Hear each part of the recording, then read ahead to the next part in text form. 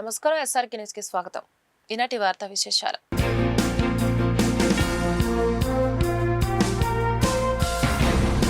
డిఎస్సీలో జరిగిన అక్రమాలు స్పష్టంగా కనిపిస్తున్నాయని, అయినప్పటికీ విచారణకు కూటమి ప్రభుత్వం ఒప్పుకోవడం లేదని వైసీపీ అధినేత జగన్మోహన్ రెడ్డి అన్నారు. తాడేపల్లిలోని వైసీపీ కేంద్ర కార్యాలయంలో గురువారం మీడియాతో జగన్ మాట్లాడారు.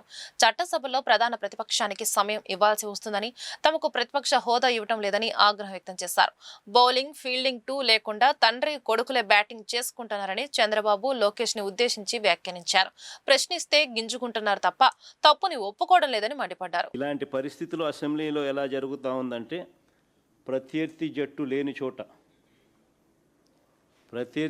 లేని చోట బౌలింగు, ఫీల్డింగ్ కూడా లేకుండా తండ్రి కొడుకులు ఇద్దరు మాత్రమే బ్యాటింగ్ చేస్తూ ఉన్నారు.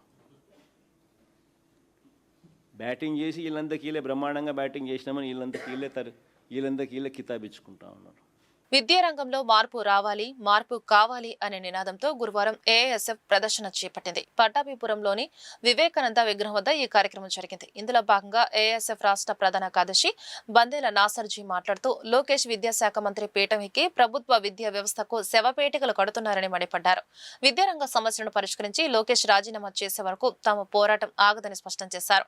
డివైఎఫ్ఐ నాయకులు వలి మాట్లాడుతూ, యువగలం పాదయాత్రలో లోకేష్ ఇచ్చిన హామీల అమలులో విఫలమయ్యారని, వారి కుటుంబ సభ్యులకే ఉద్యోగాలు వచ్చాయని అన్నారు.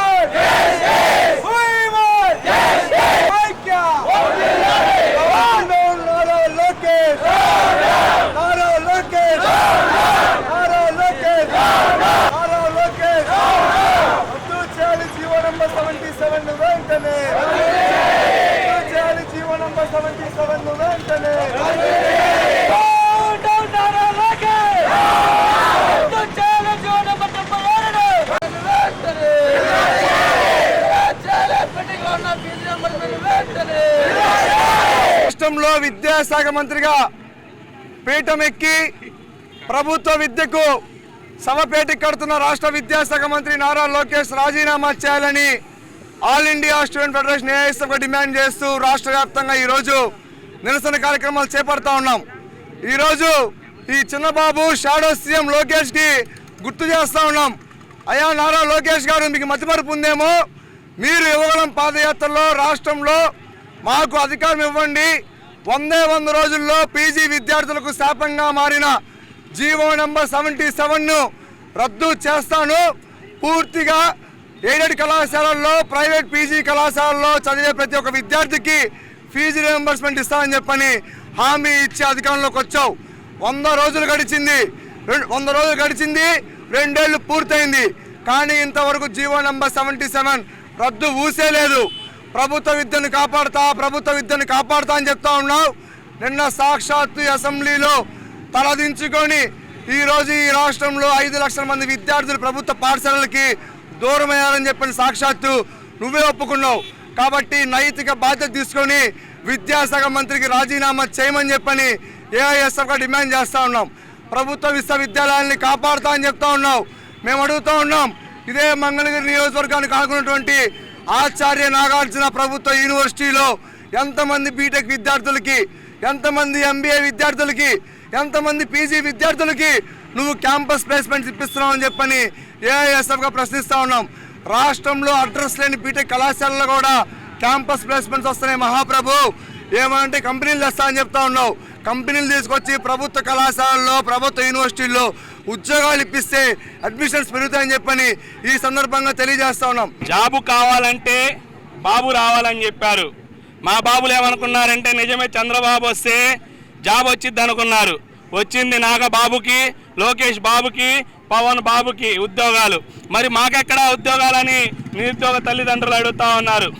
యువగలం పాదయాత్రలో లక్షలాది మందిని వెంట వేసుకొని జనవరి 1వ తారీఖున జాబ్ క్యాలెండర్ ఇస్తా, తమ్ముళ్ళు రాసి పెట్టుకోండి, సేవ్ చేసి పెట్టుకోండి, జగన్మోహన్ రెడ్డిలా నేను పారిపోనని చెప్పారు. 2.5 సంవత్సరాలైంది. ఎవరు పారిపోయారని అడుగుతా ఉన్నాము.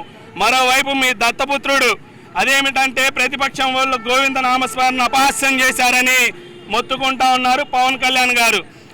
ఈ పవన్ కళ్యాణ్ గారు ప్రతిపక్షంలో ఉన్నప్పుడు సింహాచలం అప్పన్న స్వామి సాక్షిగా చెప్తా ఉన్నాను, తమ్ముళ్ళు, నా అన్న తమ్ముళ్ళు, నా అక్క చెల్లెల వాలంటీర్లకి 5,000 కాదు 10,000 రూపాయలు ఇస్తానని అప్పన్న స్వామి సాక్షిగా చెప్పిన నీవు మరి హిందూ ధర్మం ఆనాడు ఏమైందని పవన్ కళ్యాణ్ గారు అడుగుతా ఉన్నాము. ధర్మాన్ని అడ్డు పెట్టుకొని రాజకీయాలు చేయడం కాదు. నువ్వు ఇచ్చిన హామీ ఏదైతే ఉందో 5,000 కాదు 10,000 వాలంటీర్లకు అన్నావు, అది ఇవ్వమని అడుగుతా ఉన్నాము. మరోవైపు నారా లోకేష్ గారు ఉద్యోగాలు అడుగుతా ఉంటే అదిగో 20 లక్షల ఉద్యోగాలు రాబోతా ఉన్నాయి. అందుకోసమే నేను పరిశ్రమలకి ₹1 నేను ఇస్తా ఉన్నాను, గజం అని చెప్తా ఉన్నారు. మేము అడుగుతా ఉన్నాము, గజం ₹1 కాదు 5,000 రూపాయలు ఇస్తాము, మాకు ఇవ్వండి మేము అడుగుతా ఉన్నాము. పేద ప్రజలకు ఇవ్వండి అని అడుగుతా ఉన్నాము. 2 సెంట్లు కాదు 3 సెంట్లు ఇస్తామన్నావు, ఆ 3 సెంట్లు మాకివ్వండి లోకేష్ గారు అని అడిగితే కాదు మేము పారిశ్రామికవేత్తలకి రూపాయి అవసరమైతే ఉచితంగానే ఇస్తామని చెప్తా ఉన్నారు. మీ తాతగారి ఆశ్రయమన్నా మంగళగిరిలో ఉంటే ఉచితంగానే ఇచ్చుకోండి, ఎవరు వద్దనరు. కాబట్టి ఒకటే హెచ్చరిస్తా ఉన్నాము, నిరుద్యోగులకు అన్యాయం చేసి మీ యొక్క పార్టీకి 2029లో తగిన శాస్తి చెప్తామని ఈ సందర్భంగా హెచ్చరిస్తా ఉన్నాము. మార్పు రావాలి, మార్పు కావాలి అనే నినాదంతో ఈ రాష్ట్రంలోనే విద్యారంగంలో ఉన్న సమస్యలు పరిష్కరించాలని చెప్పి ఈ గుంటూరు జిల్లాలో పట్టాభిపురం నందు విద్యార్థులతో భారీ ర్యాలీ ప్రదర్శన చేపట్టడం జరిగింది. ఈరోజు ముఖ్యంగా ఈ రాష్ట్రంలోని విద్యార్థులకు 6,400 కోట్ల ఫీజు రియంబర్స్మెంట్ విడుదల చేయాలని చెప్పి, పీజీ విద్యార్థులకు శాపంగా మారిన జీవో నంబర్ 77 రద్దు చేయాలని చెప్పి, అలానే ఈ గుంటూరు జిల్లాలో ప్రభుత్వ సాంఘిక సంక్షేమ హాస్టల్ విద్యార్థుల సమస్యలు పరిష్కరించాలని చెప్పి, అలానే పీపీపీ మెడికల్ కళాశాలల ప్రైవేటీకరణ ఆపాలని చెప్పి ఈ పెద్ద ఎత్తున డిమాండ్లతో ఈరోజు రోడ్లు ఎక్కడం జరిగింది. ఈరోజు ఏఐఎస్ఎఫ్గా ఒకటే అడుగుతా ఉన్నాం నారా లోకేష్ గారిని, ఇవన్నీ మేము సొంతంగా మిమ్మల్ని అడగట్లేదు. నారా లోకేష్ గారు, మీరు యువగలం పాదయాత్రలో విద్యార్థులను నమ్మించారు, విద్యార్థులకు హామీలు ఇచ్చారు, మేము అయ్యా ఈరోజు అడుగుతా ఉన్నాం. కాబట్టి తక్షణమే ఏఐఎస్ఎఫ్గా డిమాండ్ చేస్తా ఉన్నాం, ఈ 5 డిమాండ్లు తక్షణమే నెరవేర్చాలా, లేకపోతే మీ ప్రభుత్వాన్ని గద్దె దింపేంత వరకు ఏఐఎస్ఎఫ్ నిద్రపోదని చెప్పి ఈ సందర్భంగా తెలియజేస్తా ఉన్నాం. గుంటూరు జిల్లా కాంగ్రెస్ పార్టీ కార్యాలయంలో గురువారం భారత మాజీ ప్రధాని రాజీవ్ గాంధీ జయంతి వేడుకలు ఘనంగా జరిగాయి. కాంగ్రెస్ పార్టీ జిల్లా అధ్యక్షుడు ఎన్ఎం సుధీర్ బాబు, మాజీ ఎమ్మెల్యే లింగంశెట్టి ఈశ్వరరావు, పార్టీ ఇతర విభాగాల నాయకులు పాల్గొని రాజీవ్ గాంధీ చిత్రపటానికి నివాళులర్పించిన అనంతరం మాట్లాడారు. భారతదేశంలో సాంకేతిక రంగం విప్లవానికి రాజీవ్ గాంధీ నాంది పలికారని గుర్తు చేశారు. సామాజిక న్యాయం, ఆర్థిక సమానత్వం కోసం ఆయన చేసిన కృషి మరువలేనిదని అన్నారు. బీజేపీ పాలనలో భారతదేశం అన్ని రంగాల్లోనూ దెబ్బతింటుందని ఆవేదన వ్యక్తం చేశారు. రాజీవ్ గాంధీ ఆశయాల సాధన కోసం తమ పార్టీ నిరంతరం కృషి చేస్తుందని చెప్పారు.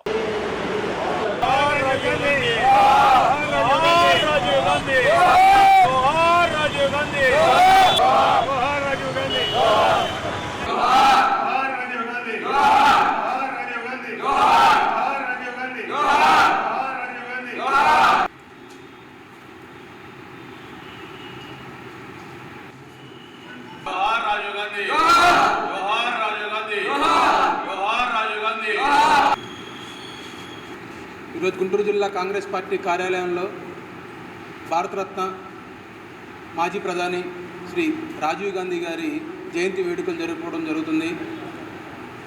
ఇప్పుడున్నటువంటి యువత రాజీవ్ గాంధీ గారు ప్రధానమంత్రిగా ఉన్నప్పుడు ఈ దేశానికి, ఈ దేశంలో ఉన్నటువంటి ప్రతి ఒక్క పౌరుడికి ఏం చేశాడనేది ప్రతి ఒక్కళ్ళు తెలుసుకోవాల్సిన అవసరం, ప్రాముఖ్యత ఎంతైనా ఉంది.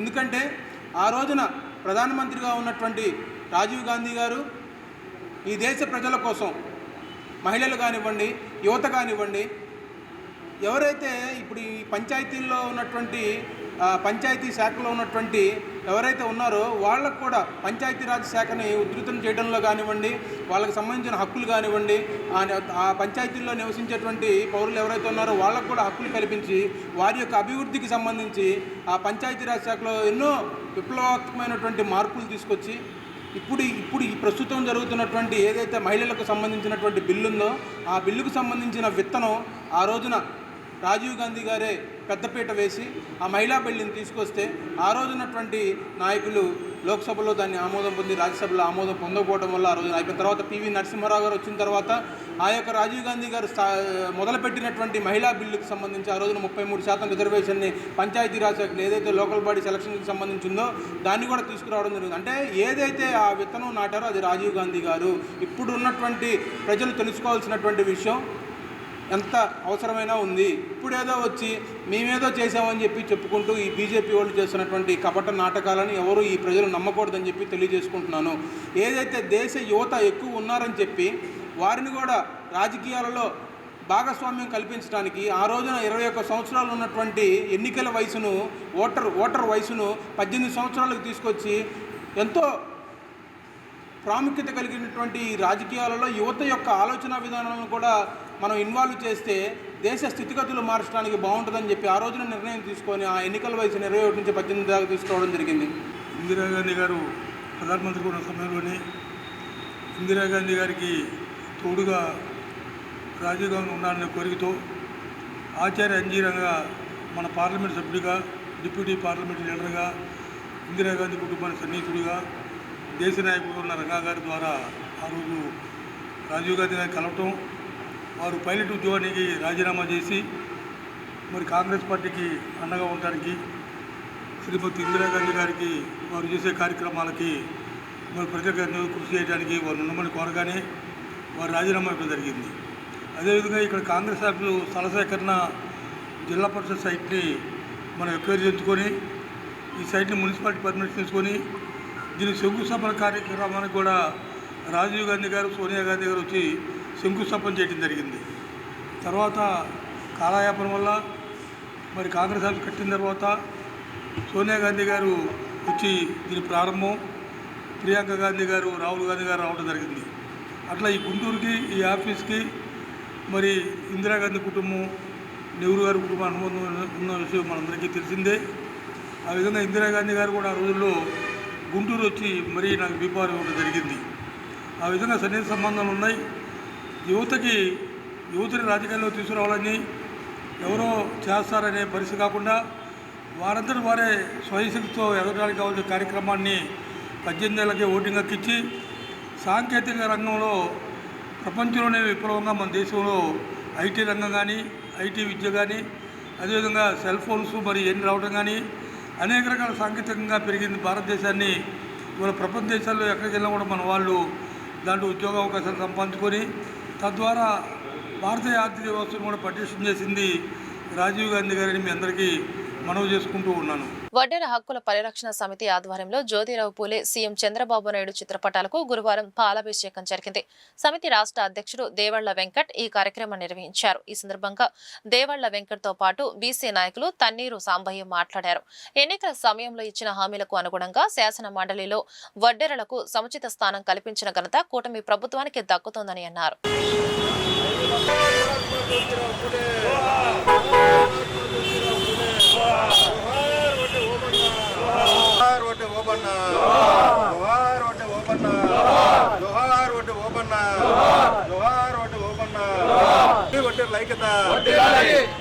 जोहार बी.आर. अंबेडकर, जोहार महात्मा ज्योतिराव फुले,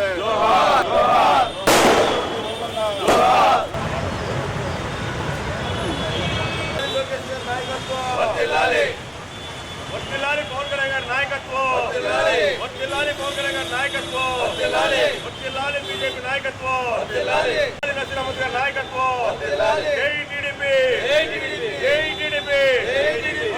కూటమి ఐక్యత,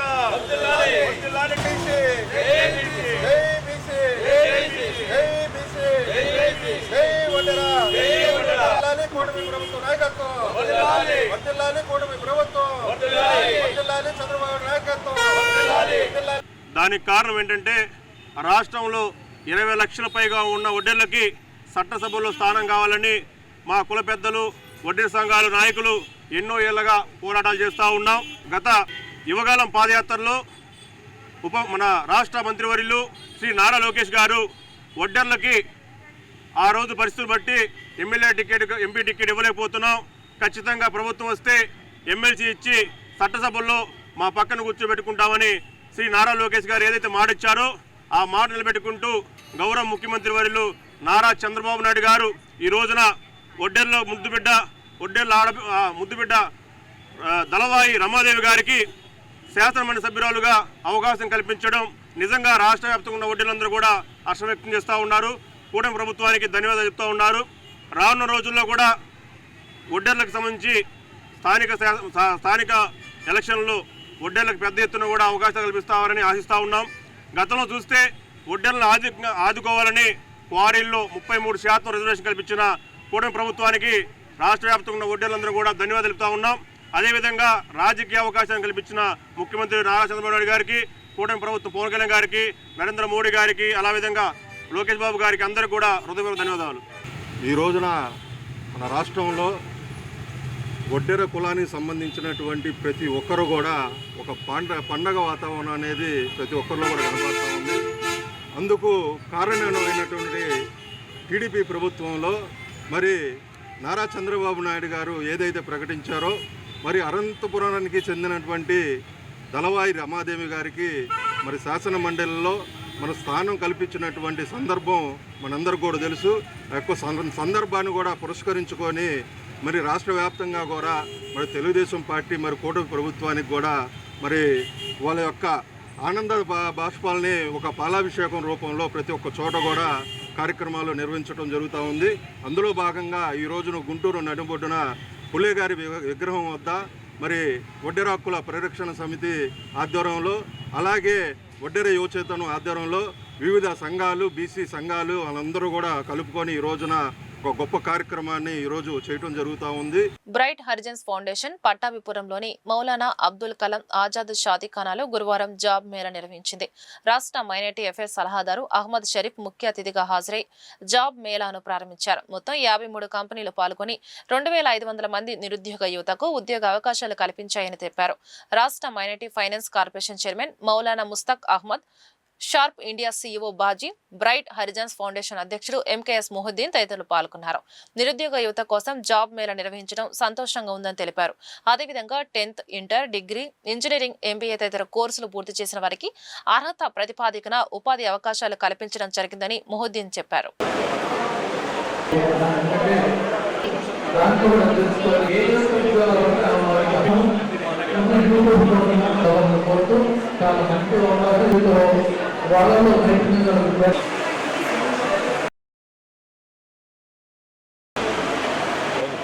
ఆంధ్ర రాష్ట్రంలో యువతకి ఉద్యోగ అవకాశాలు కల్పించడంలో ఈనాడు చంద్రబాబు నాయుడు గారి నేతృత్వంలోని కూటమి ప్రభుత్వం ముందంజలో ఉంది. గతంలో ఏ రకంగా అయితే హామీ ఇచ్చామో మెగా డిఎస్సి నిర్వహిస్తామని, ఆ రకంగా మెగా డిఎస్సి నిర్వహించి 16,400 మంది టీచర్ పదవుల్ని ఉద్యోగాలు ఇవ్వటం జరిగింది. 6,000 పోలీసు ఉద్యోగాలు ఇచ్చాం. అంతేకాకుండా రాబోయే రోజుల్లో ప్రతి సంవత్సరం జాబ్ క్యాలెండర్ ఇస్తానన్నాం.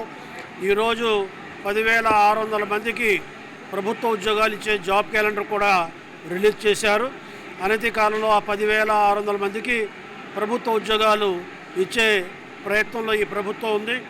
ఈనాడు ప్రైవేటు సంస్థల్ని, మరి దేశ విదేశాల నుండి ప్రైవేటు పెద్ద పెద్ద సంస్థల్ని, వ్యాపార సంస్థల్ని, వాణిజ్య సంస్థల్ని ఆ రకంగా మరి ఆంధ్ర రాష్ట్రంలో పెట్టుబడులు పెట్టడానికి ఈ ప్రభుత్వం చేస్తున్న కృషి సాఫల్యం సాధించింది.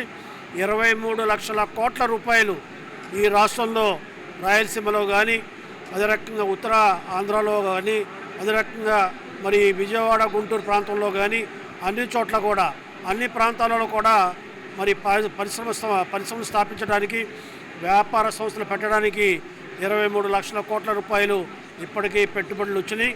కాబట్టి సుమారుగా 4-5 లక్షల మందికి ప్రత్యక్షంగా ఉద్యోగ అవకాశాలు, పరోక్షంగా కూడా ఉద్యోగ అవకాశాలు వచ్చే అవకాశాలు ఉన్నాయి. ఈ రోజున బ్రైట్ హారిజాన్స్ ఫౌండేషన్ తరఫు నుండి ఒక మెగా జాబ్ మేళా అంటూ ఆర్గనైజ్ చేస్తున్నాము. ఈ గుంటూరులో ఉన్నటువంటి పట్టాభిపురంలో అబుల్ కలాం ఆజాద్ ఉర్దూ గరంట్ షాదీఖానాలో దాదాపు 53 కంపెనీలు వచ్చినాయి. అంటే హైదరాబాదు, బెంగళూరు, చెన్నై నుంచి, మారుమూల ప్రాంతాల నుంచి ఈ కంపెనీలు వచ్చినాయి. దగ్గరగా 2500 జాబ్ ఆపర్చునిటీస్ ఉన్నాయి అన్నమాట. సో ఉదయం 9 నుంచి ఈ జాబ్ మేళా అంటూ ప్రారంభించాము. ఇప్పటి వరకు దాదాపుగా 1000 మంది స్టూడెంట్స్ ప్రొఫెషనల్స్ వచ్చారు. ఆల్రెడీ ఇంటర్వ్యూలు జరుగుతున్నాయి. మా యొక్క అంచనా ప్రకారంగా 2000 మంది స్టూడెంట్స్ కానీ ప్రొఫెషనల్స్ కానీ ఈ రోజున జాబ్ మేళాలో అటెండ్ అవుతారని మేము ఆలోచిస్తున్నాము. అదేవిధంగా ఈ 2500లో కనీసం ఒక 1000 జాబులు మన స్టూడెంట్స్ సద్వినియోగపరుచుకుంటారని కూడా మేము ఊహిస్తున్నాము. ఈ రోజునటువంటి ఈ కార్యక్రమానికి వచ్చినటువంటి మీడియా మిత్రులకు, ఈ హెచ్ఆర్ మేనేజర్లకు, ఎవరైతే మాకు సహకరించి కంపెనీలందరూ హెచ్ఆర్ మేనేజర్ పంపించారో, అలాగే ఈ జాబ్ మేళాలో పార్టిసిపేషన్ చేసినటువంటి స్టూడెంట్స్కి, పేరెంట్స్కి మా బ్రైట్ హారిజాన్స్ ఫౌండేషన్ తరఫు నుండి ధన్యవాదాలు తెలుపుకుంటున్నాం. ఏపీ మున్సిపల్ ఎంప్లాయీస్ ఫెడరేషన్ కార్యవర్గ సమావేశం గురువారం జీఎంసీలోని ఫెడరేషన్ కార్యాలయంలో జరిగింది. సమావేశం అనంతరం federation working president ఈదులమూడి Madhubabu, సోమి Shankarrao, బందెల రవికుమార్ మీడియాతో మాట్లాడారు.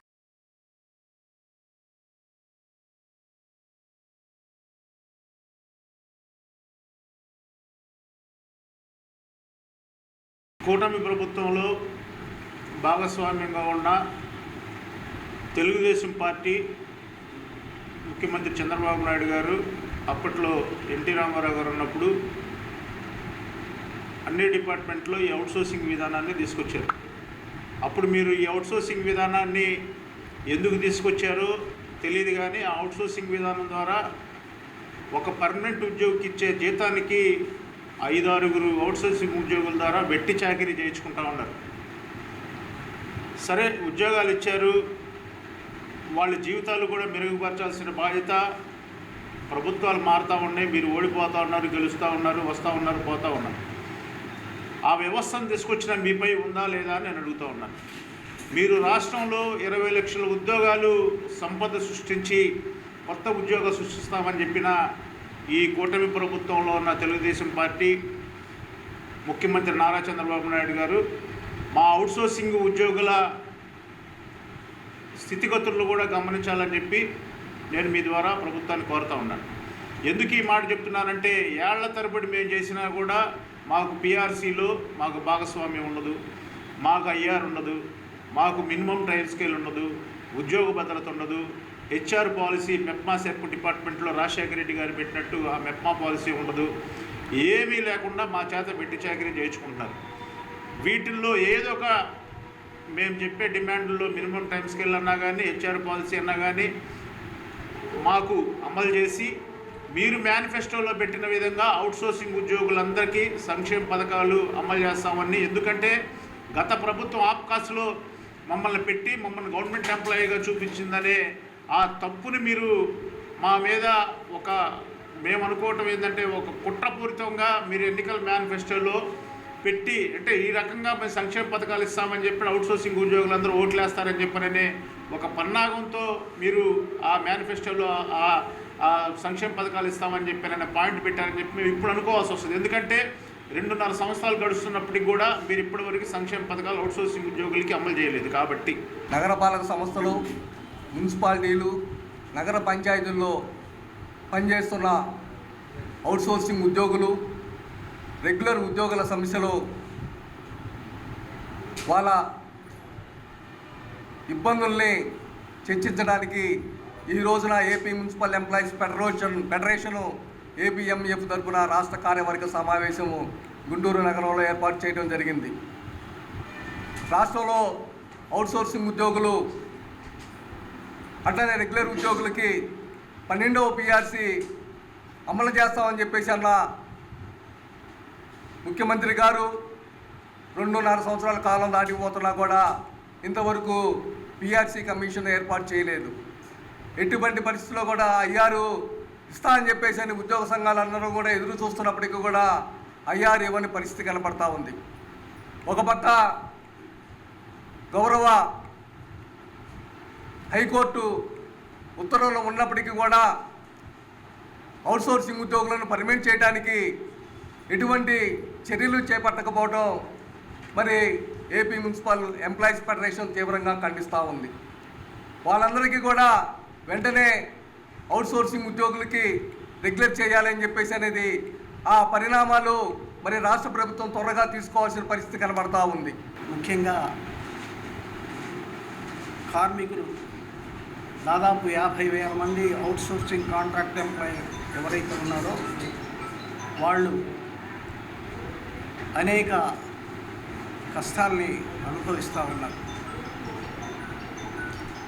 అవుట్సోర్సింగ్ కార్పొరేషన్ ఏర్పాటు చేసిన తర్వాత అనేక ఒడిదుడుకుల్ని ఎదుర్కొంటూ సముద్రం ఈదినట్టు ఈదుకుంటూ వస్తున్నారు. అవుట్సోర్సింగ్ కార్పొరేషన్ ఉంచుతున్నారనేది తెలియట్లేదు, దాన్ని తొలగించడం అనేది కూడా తెలియట్లేదు. వాళ్ళకు అవసరమైనప్పుడైతే ప్రభుత్వంలో ఉన్నటువంటి అధికారులు ఎవరైతే ఉన్నారో వేసేటప్పుడు ఉద్యోగాలు వేయట్లేదు, తీసేయబడుతున్నారు. కానీ వాళ్ళకి అవసరమైనటువంటి వాళ్ళకి మాత్రం అవకాశం నుంచి నెంబర్ తీసుకొచ్చి ఆ నెంబర్ని వాళ్ళకి యాడ్ చేసి తక్కువ జీతంతో వాళ్ళని పని చేపిస్తూ ఉన్నారు. దాన్ని మేము తీవ్రంగా ఖండిస్తున్నాం. మీ అధీనంలో ఉన్నటువంటి అవకాశాన్ని తీసేస్తారా, తొలగిస్తారా మీరు నిర్ణయం చేసుకోండి. కానీ మాకు 48,000 మంది ఎవరైతే కాంట్రాక్ట్ అవుట్సోర్సింగ్ కార్మికులు ఉన్నారో వాళ్ళందరినీ కూడా అవుట్సోర్సింగ్ కార్పొరేషన్లో సభ్యత్వం నమోదు చేయాలి. The best agro life limited నూతన ఉత్పాదనలను విడుదల చేసింది. గుంటూరు రింగ్ రోడ్లోని ఐటీసీ హోటల్లో ఈ కార్యక్రమం జరిగింది. సంస్థ మేనేజింగ్ డైరెక్టర్ సతీష్ మల్హోత్రా విడుదల చేశారు. ఉమ్మడి గుంటూరు, కృష్ణా, ప్రకాశం, నెల్లూరు జిల్లాల డిస్ట్రిబ్యూటర్లు సమావేశంలో పాల్గొన్నారు. ఈ సందర్భంగా Satish Kumar Malhotra, business head BG Siddappareddy, zonal manager A Sambareddy, marketing head N Harshavardhan Reddy మీడియాతో మాట్లాడారు. The best agro life limited సంస్థ దేశ చరిత్రలో తొలిసారిగా 3 రసాయనాలతో కలిగిన నూతన వ్యవసాయ టెక్నాలజీకి నాంది పలికిందన్నారు. వరి, మిరప, పత్తి, కూరగాయల పంటల్లో అధిక దిగుబడులు సాధించేందుకు అనేక రకాల ఆగ్రో బయో మందులను తీసుకొచ్చామని చెప్పారు.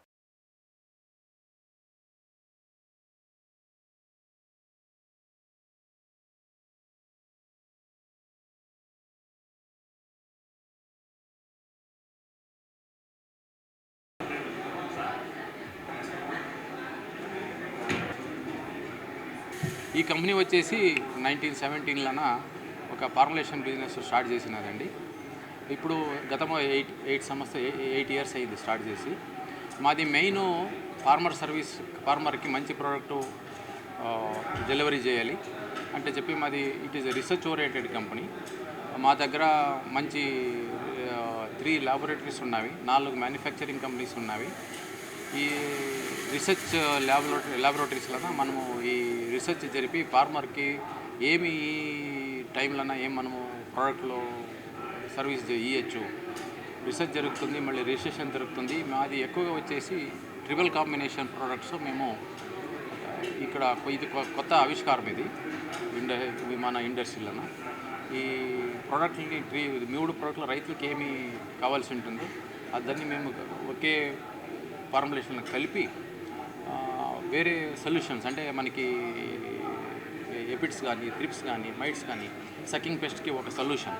మనకి మొదలంతా ఎట్లా ఉండేది, ఒక ప్రోడక్ట్ ఒక త్రిప్స్ కానీ వాడాల్సింది, మైట్స్కి ఇంకోటి వాడాల్సింది, వైట్ ప్లేస్కి ఇంకోటి వాడాల్సింది.